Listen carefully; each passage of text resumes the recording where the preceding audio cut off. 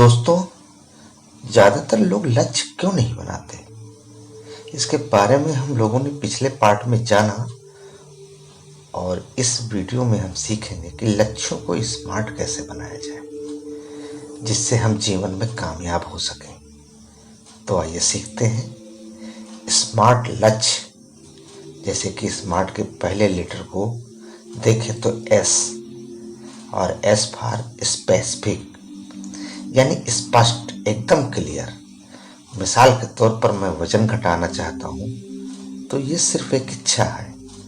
हाँ, ये लक्ष्य तब बनता है जब हम ये तय कर लेते हैं कि मैं 90 दिन में 10 पाउंड वजन घटाऊंगा।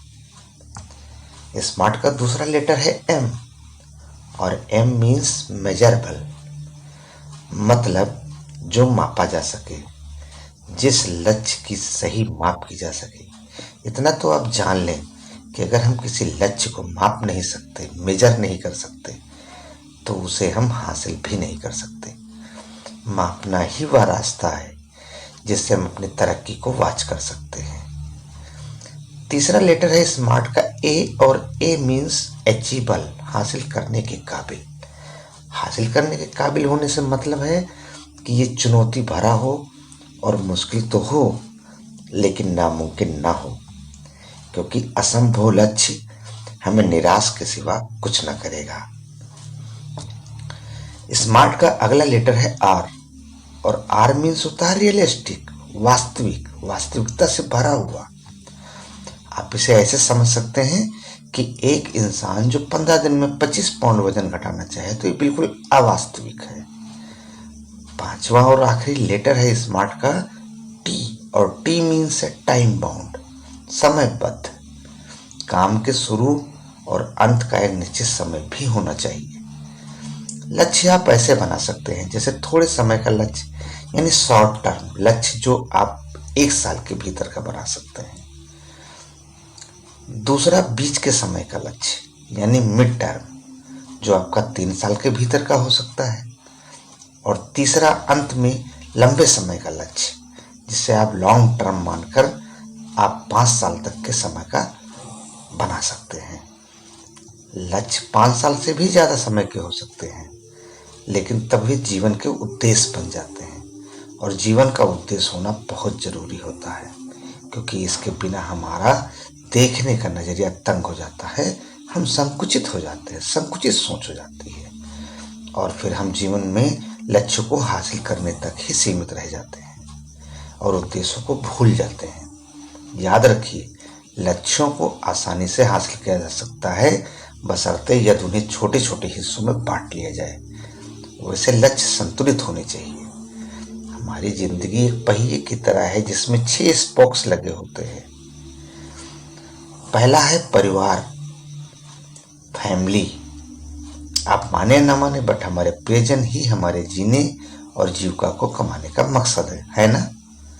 दूसरा स्पोक है अर्थ, यानी धन, मनी, पैसा, फाइनेंशियल कंडीशन। ये हमारे कैरियर और उन चीजों को दर्शाता है जिन्हें पैसों से खरीदा जा सकता है। और तीसरा स्पोक है शारीरिक फिटनेस, जो हमारी सेहत है, जिसके बगैर किसी चीज का कोई मायने ही नहीं है। और हमारी जिंदगी के पहिए का चौथा स्पोक है मानसिक, मेंटल। ये हमारे ज्ञान और बुद्धि को दर्शाता है। चीजें चाहे जितनी बुरी क्यों ना हो, हालात चाहे कितने ही खराब क्यों ना हो, यदि हमारा मेंटल सही दिशा में और सही तरीके से काम कर रहा हो तो हम सबको सही कर लेते हैं, है ना। और अगला स्पोक जिंदगी के पहिए का है समाज, सोशल। कोई व्यक्ति हो या संगठन, उसकी कुछ ना कुछ सामाजिक जिम्मेदारियां होती हैं जिनके पूरे न किए जाने पर समाज गिरने लगता है।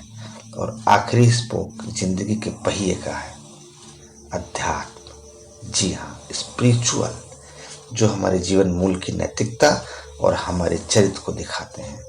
आप कल्पना करें कि इनमें से यदि कोई भी स्पोक अपनी जगह से खिसक जाए तो हमारे जीवन का क्या होगा। ये सोचकर दिमाग की बत्ती बुझने लग जाएगी साहब। थोड़ा समय निकाल कर जरा सोचिए, अगर इन 6 में से कोई एक न रहे तो जीवन कैसा होगा। इसलिए लक्ष्य बनाते समय संतुलन यानी बैलेंस का होना बहुत जरूरी होता है। आइए हम आपको एक बहुत बड़े सच से रूबरू कराते हैं। सन 1923 में दुनिया के सबसे अमीर व्यक्तियों में से 8 लोग मिले।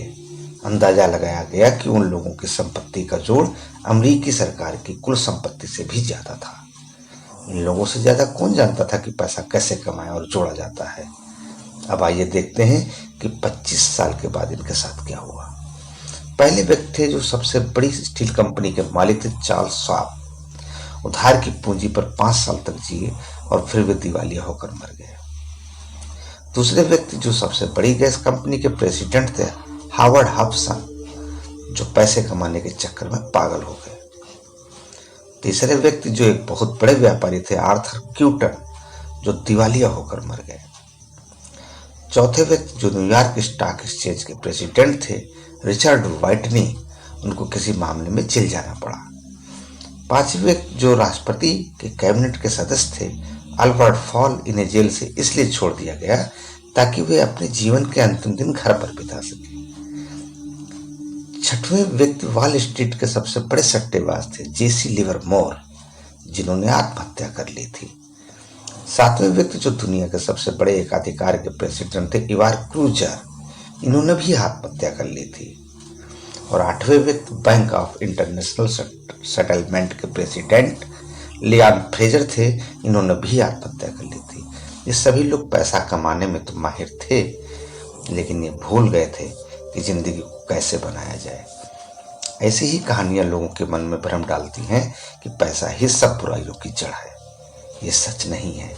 पैसा भूखे को खाना, गरीब को दवाई और जरूरतमंद को कपड़ा देता है। पैसा तो सिर्फ लेन देन का जरिया है। आज समाज में 2 तरह की शिक्षा चाहिए। एक तो वह जो लोगों को रोजी रोटी कमाना सिखाए, और दूसरी वह जो हमें जीने का ढंग सिखाए।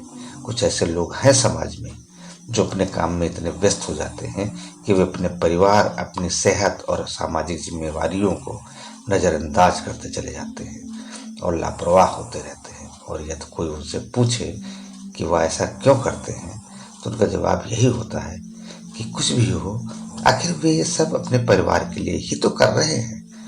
कभी गौर करिए कि ज्यादातर लोग जब घर से निकलते हैं तो उनके बच्चे सो रहे होते हैं, और जब वे घर लौटते हैं तब भी वो सो रहे होते हैं। और 20 साल बाद लोग पाते हैं कि वे सब उन्हें छोड़कर चले गए हैं। अब उनका परिवार ही नहीं रहा। हमारी जिंदगी में कौन सी चीज ज्यादा अहमियत रखती है? हमारा परिवार। और हम किसे सबसे ज्यादा नजरअंदाज करते हैं? हमारा परिवार। बड़े दुख की बात है ना? आमतौर पर सुना जाता है कि परिवार के साथ क्वांटिटी का नहीं बल्कि क्वालिटी का समय बिताना चाहिए। जरा इसके बारे में सोच कर देखिए, क्या ये वास्तव में सही है? मान लीजिए कि आप शहर के एक रेस्टोरेंट में गए, जहां हाथ में सफेद दस्ताने पहने बैरे, इंग्लैंड के बने कांटे चम्मच, फ्रांस की क्राकरी, स्विट्जरलैंड की चॉकलेट और ऐसी बहुत सारी चीजें हैं। आप सुनहरी फ्रेम वाली मेनू उठाकर शाही पनीर टिक्का का ऑर्डर देते हैं। कुछ ही देर में बारा बहुत अच्छा बना शाही पनीर टिक्का का छोटा सा टुकड़ा लाकर आपको देता है। आप उसे खाते हैं, वो बहुत लजीज बना हुआ होता है। आप पूछते हैं, क्या बस इतना ही मिलेगा? बारा जवाब देता है, क्वांटिटी से ज्यादा महत्व क्वालिटी का होता है। आप कहते हैं कि आप अभी भूखे हैं, लेकिन जवाब आपको फिर वही मिलता है। मुझे उम्मीद है कि आपको बात समझ में आ गई होगी। हमारे परिवार को क्वालिटी और क्वांटिटी दोनों की जरूरत होती है। लोग कभी कभी पैसा कमाने के चक्कर में अपनी सेहत खो बैठते हैं, और खोई हुई सेहत को पाने के चक्कर में अपना पैसा। इस तरह पैसा भी चला जाता है और सेहत भी। और हाँ, एक बात और, पैसा कमाने के चक्कर में जो हम अपने सामाजिक दायित्वों का जो नजरअंदाज करते रहते हैं ना, और समाज में गिरावट आने देते हैं, तो इतना जान लीजिए कि कभी ना कभी हम खुद ही उसके शिकार बन जाते हैं। दोस्तों, तो फिर हमें अपने लक्ष्यों को जांच परख कर बनाना चाहिए, ताकि हम संतुलन में रहें और जिंदगी के पहिए के उन 6 स्पोक्स के बैलेंस न बिगड़े। यदि आप सच में अपने जीवन में ऐसा लक्ष्य बनाना चाहते हैं, तो चैनल को सब्सक्राइब करके बेल आइकन को सेट कर लें, ऑल पर सेट कर लें, ताकि अगले वीडियो का नोटिफिकेशन जो इस वीडियो का पार्ट होगा मिल सके। तब तक के लिए धन्यवाद। जय हिंद।